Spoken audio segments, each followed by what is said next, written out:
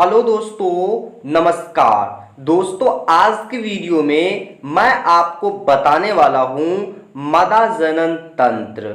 दोस्तों, मदा जनन तंत्र एक ऐसे बायोलॉजी का टॉपिक है जो आपको क्लास 10th, क्लास 12th और आपके कंपटीशन एग्जाम में बहुत ही महत्वपूर्ण रोल अदा करते हैं। जी हाँ दोस्तों, यहाँ से बहुत ही ज़्यादा इम्पोर्टेंट क्वेश्चन आपके क्लास 10th या 12th के बोर्ड एग्जाम में भी आते हैं और कंपटीशन में अच्छे बहुविकल्पीय प्रश्न भी पूछे जाते हैं। तो चलिए दोस्तों, बिना टाइम गवाए आज की वीडियो में हम लोग डिस्कस करते हैं मादा जनन तंत्र। लेकिन दोस्तों, उससे पहले आप अगर मेरे चैनल पर पहली बार आए हैं तो चैनल को जल्दी से सब्सक्राइब कर लीजिए और बेल आइकन को प्रेस कर लीजिए, क्योंकि हम इसी तरीके के नए वीडियो लाते रहते हैं। तो चलिए दोस्तों,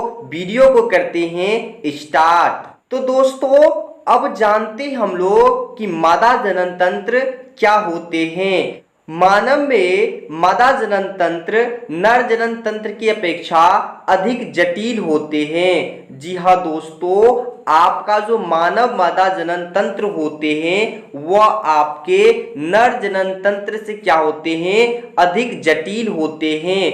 दोस्तों, ये क्यों अधिक जटिल होते हैं इस पे हम लोग डिस्कस करते हैं। देखिए, यहाँ पर मैंने लिख रखा है, क्योंकि मादा जनन तंत्र की विभिन्न प्रकार की कार्य करने पड़ते हैं। आपका जो मादा जनन तंत्र होते हैं नर जनन तंत्र से कई अधिक गुना उसको कार्य होते हैं जो कार्य करते रहते हैं। जैसे आपके सामने कुछ हम एग्जाम्पल्स लेते हैं। अंडाणुओं का निर्माण करना, शुक्राणुओं का ग्रहण करना, युग्मनज का पोषण प्रदान करना, भ्रूण का परिवर्धन एवं विकास करना। दोस्तों, ये इसका क्या था, विभिन्न प्रकार का कार्य था। इसी के कारण क्या हो जाते हैं, नर जनन तंत्र जो होते हैं उसकी अपेक्षा मादा जनन तंत्र अधिक जटिल हो जाते हैं। तो दोस्तों, अब हम लोग डिस्कस करते हैं कि मादा जनन तंत्र जो होते हैं वह हमारे कई भागों में बांटा गया है। तो मुख्य रूप से हम लोग इस वीडियो में 5 भाग पे डिस्कस करेंगे। तो पहला आपका है अंडाशय, दूसरा है अंडवाहिनी, तीसरा है गर्भाशय और चौथा है योनि और पांचवा है आपका भग। तो चलिए दोस्तों, अब हम लोग डिस्कस करते हैं कि अंडाशय क्या होते हैं। तो दोस्तों, अंडाशय को समझिए। अंडाशय क्या होता है, स्त्री शरीर में उदर गुहा के ठीक नीचे 2 गोलाकार अंडाशय होते हैं जो बाएं एवं दाहिने हिस्से में व्यवस्थित होते हैं। दोस्तों, अब सबसे बड़ी टेंशनबाजी ये यहाँ पर आपको लगता होगा कि भाई उदर गुहा क्या होता है। तो दोस्तों, उदर गुहा आपका क्या होता है, ये आपका पेट होता है, जिसे हम लोग बोलते हैं पेट। उसी ही बायोलॉजी की भाषा में उदर गुहा नाम दिया गया है। तो अब हम लोग फिगर से समझ लेते हैं अंडाशय क्या होते हैं। तो हमने अभी परिभाषा में बताया आपको, ये 2 गोलाकार जो आपका होते हैं यही अंडाशय होते हैं। और देखिए, ये एक दायां तरफ भी है और ये एक बायां तरफ भी है, यानी कि दोनों साइड क्या होते हैं, गोलाकार होते हैं। उसे ही हम लोग क्या कहते हैं, अंडाशय। आई होप दोस्तों अंडाशय आप लोगों को क्लियर हो गया होगा। चलिए इसके नेक्स्ट टॉपिक पे बात करते हैं। तो फ्रेंड्स, अब हम लोग डिस्कस करते हैं कि अंडाशय के 2 प्रमुख कार्य भी होते हैं। वह कार्य क्या होते हैं। दोस्तों, यहीं से क्वेश्चन आपको पूछा भी जाता है जो आपका ऑब्जेक्टिव क्वेश्चन होता है। तो अंडाशय के 2 प्रमुख कार्य होते हैं। पहला इसका कार्य है अंडाणुओं या डिंबों का उत्पादन करना। हम अच्छे तरीके से इसको भी डिस्कस करेंगे कि अंडाणुओं या डिंबों का कैसे उत्पन्न करता है। दूसरा आपका है मादा हार्मोन जैसे एस्ट्रोजन और प्रोजेस्टेरोन का स्रावन करना, यानी कि मादा हार्मोन जैसे आपका एस्ट्रोजन होता है, प्रोजेस्टेरोन होता है, उसका बहाव भी करता है आपका कौन, अंडाशय। तो दोस्तों यहाँ पर मैंने नोट्स में लिख रखा है कि 10 से 11 वर्ष की आयु में अंडाशय में डिंब एवं मादा जनन हार्मोन का स्रवण प्रारंभ होने लगता है। यानी कि जो भी मादा जनन तंत्र होते हैं या जो भी मादा होते हैं उसमें क्या होते हैं, 10 से 11 वर्ष की आयु में ही क्या होते हैं, अंडाशय डिंब एवं मादा जनन हार्मोन का स्रवण होने लगते हैं। यानी कि जो भी बालिका 10 से 11 वर्ष की हो गई है उसमें आपका हार्मोन का स्रवण यानी कि बह प्रारंभ हो जाता है। दोस्तों अब ये बह क्यों होता है इस पर भी हम लोग डिस्कस करेंगे।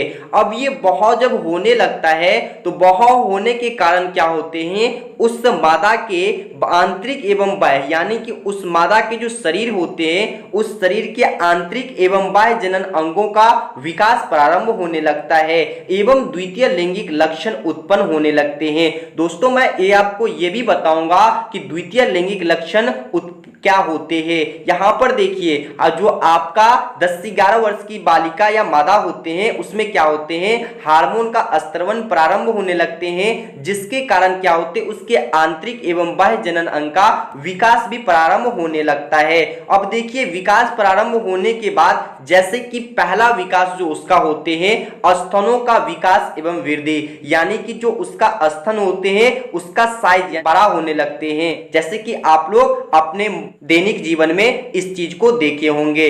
और बड़ा होने के बाद क्या होते हैं, भग। दोस्तों भग पे भी हम लोग ज्यादा डिस्कस करेंगे। भग पर क्या होते हैं, उसके बगलों में बालों का उगना तथा नितंबों में फैलाव द्वितीय लैंगिक लक्षण कहलाते हैं। जो उसके बाल होते हैं उसमें क्या होते हैं, उसमें भी वृद्धि होने लगते हैं, वह भी बड़े होने लगते हैं। और नितंबों में जो फैला होते हैं और बालों का जो उगना होता है, इन दोनों को हम लोग क्या कहते हैं, द्वितीय लैंगिक लक्षण। दोस्तों अब इसका दूसरा जो नेक्स्ट पॉइंट है वह है अंडवाहिनी या डिंबवाहिनी। इससे पहले मैंने बताया था कि मादा जनन तंत्र जो होते हैं उसे 5 भागों में बांटा गया है। पहला था अंडाशय, दूसरा है अंडवाहिनी या डिंबवाहिनी। तो चलिए दोस्तों अब हम लोग जानते हैं कि अंडवाहिनी या डिंबवाहिनी क्या होते हैं। तो अंडवाहिनी या डिंबवाहिनी क्या कहते हैं, प्रत्येक अंडाशय के पास एक कीप के आकार के रचना प्रारंभ होते हैं जिसका संबंध गर्भाशय से होता है, जिसे डिंबवाहिनी कहते हैं। जैसे कि हम आपको इस फिगर में दिखा सकते हैं कि डिंबवाहिनी हम लोग किसे कहते हैं। देखिए आपका ये क्या है, आपका ये टोटली भाग आपका गर्भाशय है और इस गर्भाशय से देखिए एक कीप के जैसे, यहां से देखिए कीप के जैसे ये आकृति जो बना है, इसी आकृति को हम लोग क्या कहते हैं, ओविडक्ट या फिलोपियो नालिका, या इसे ही हम लोग डिंबवाहिनी भी कहते हैं, जो यहाँ पर आपको नजर आते होंगे। दोस्तों यहाँ पर आप आसानी से देख सकते हैं, जिस तरह से मैंने बताया किप की आकार का, तो ये भी एक किप की आकार के ही है जिसे हम लोग अंडवाहिनी कहते हैं। चलिए दोस्तों अब और समझते हैं कि अंडवाहिनी में क्या क्या चीज आते हैं। तो हमने डिस्कस कर लिया यहाँ पर अंडवाहिनी को।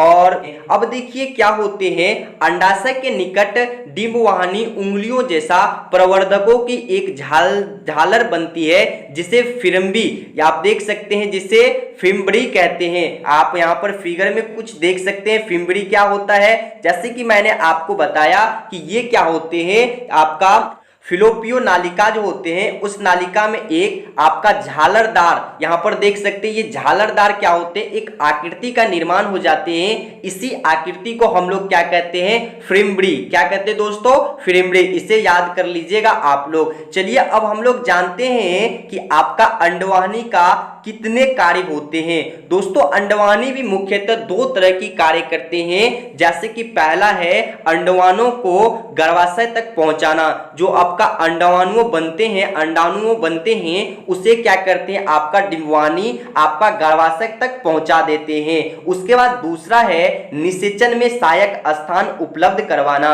जब आप निषेचन की क्रिया करते हैं तो इस क्रिया में जो सहायक करते हैं वह आपका कौन करते हैं, तो वह करते करते हैं डिंबवाहिनी। यहीं से आपका ऑब्जेक्टिव क्वेश्चन भी पूछे जा सकते हैं कि किसी भी अंडाणुओं को गर्भाशय तक पहुंचाने का कार्य करते हैं, तो इसका राइट आंसर होगा डिंबवाहिनी। या निषेचन में सहायक स्थान उपलब्ध करवाते हैं तो वह आपका डिंबवाहिनी करवाता है। अब दोस्तों इसके बाद आपका नेक्स्ट टॉपिक हम जल्द ही लेकर आने वाले हैं, आपका 3 नंबर का जो होगा। जैसे कि आप देख सकते हैं यहां पर हमने डिस्कस किए अभी सिर्फ अंडाशय और अंडवानी। इसके बाद हम लोग जो नेक्स्ट वीडियो होगा उसमें हम लोग डिस्कस करेंगे कि हमारा गर्भाशय क्या होता है यानी कि यूट्रस, और उसके बाद योनि क्या होता है, भग क्या होता है। दोस्तों ये भी 3 बहुत ही इंपॉर्टेंट आपका पार्ट्स होते हैं। अगर इस वीडियो में इन सभी चीज को मैं बता देता तो बहुत ही लंबी वीडियो बन जाते।